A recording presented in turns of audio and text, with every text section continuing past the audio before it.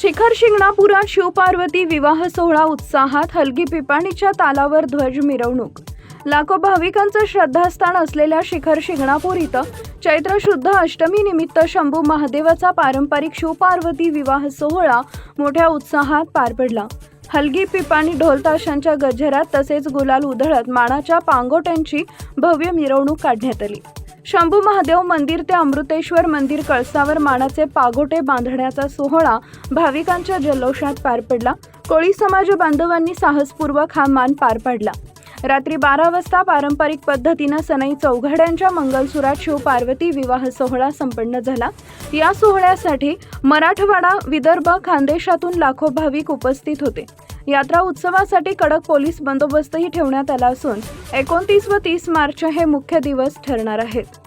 Times of Maharashtra न्यूजसाठी शिखर शिंगणापूर प्रतिनिधी धनंजय कावडे यांचा रिपोर्ट.